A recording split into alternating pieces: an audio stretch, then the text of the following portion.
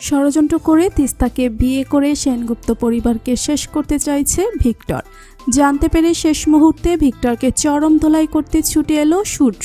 হ্যাঁ বন্ধুরা, আমরা এমনটাই দেখতে পাবো অনুরাগের ছোঁয়া ধারাবাহিকের আগামী পর্বগুলোতে। অপমানিত হয়ে সেনগুপ্ত বাড়ি থেকে বের হয়ে যাওয়ার আগে সেনগুপ্ত বাড়িতে জামাই সেজে হাজির হয়ে যায় ভিক্টর।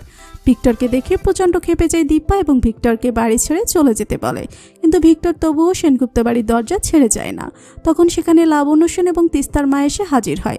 লাবণ্য সেন ভিক্টরকে নিয়ে সেনগুপ্ত বাড়ির মধ্যে ঢুকে যায়, যা দেখে অবাক হয়ে যায় দীপা। ভাবতে থাকে তিস্তার এত বড় ক্ষতি হয়ে গেল, কিন্তু দীপা তা আটকাতে পারল না। তবে দীপার এই অপমান কোনোভাবেই মেনে নিতে পারে না অর্জুন। অর্জুন দীপাকে বলে দীপা যেন আর কখনোই এই বাড়িতে না আসে। সব সম্পর্ক ছিন্ন করে দীপা যে সেনগুপ্ত বাড়ির সবাইকে ভুলে যেতে পারবে না, দীপা সেটি অর্জুনকে বুঝিয়ে দেয়। ডাক্তারবাবুর সাথে তার কোনো সম্পর্ক না থাকলেও যে সোনারূপার সাথে এই পরিবারের রক্তের সম্পর্ক রয়েছে, তাই এই পরিবারের বিপদে আপদে তো সে পাশে এসে দাঁড়াবেই। এভাবে সেনগুপ্ত পরিবার নিঃশেষ হয়ে যাবে, এইভাবে তিস্তার ক্ষতি হয়ে যাবে, তা তো দীপা কিছুতেই মানতে পারবে না।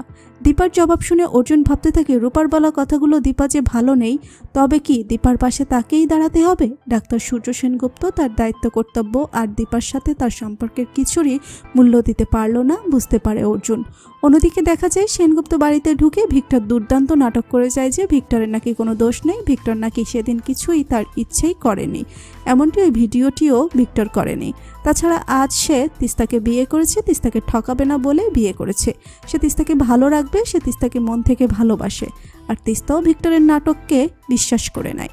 তবে তিস্তার বাবা প্রবীর বাবু কেউ ভিক্টরের এই নাটক বিশ্বাস করে না, বরং ভিক্টর যে তিস্তাকে জিম্মি করে সেনগুপ্ত বাড়িতে এসেছে তাদের ক্ষতি করার জন্য, তা ভালো করেই বুঝতে পারে। তবে তারা বুঝাতে পারে না তিস্তাকে। অন্যদিকে দেখা যায় পৃথা ম্যামও সেখানে হাজির হয়ে যায় এবং ছেলের মতো নিজেও নাটক শুরু করে।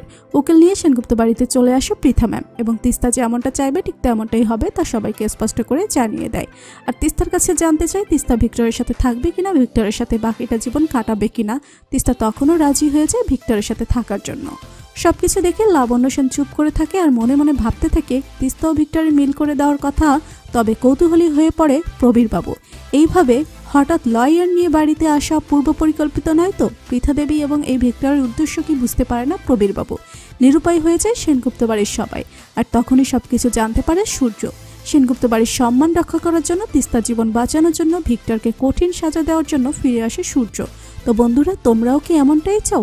এভাবেই সবকিছু জানতে পেরে ফিরে আসুক সূর্য আর ভিক্টরের ষড়যন্ত্র থেকে রক্ষা করুক সেনগুপ্ত পরিবারকে? জানিয়ে দাও কমেন্ট করে। বাংলা ধারাবাহিকের সব আপডেট সবার আগে পেতে এক্ষুনি সাবস্ক্রাইব করে বেল বাটনে ক্লিক করুন। ধন্যবাদ সবাইকে।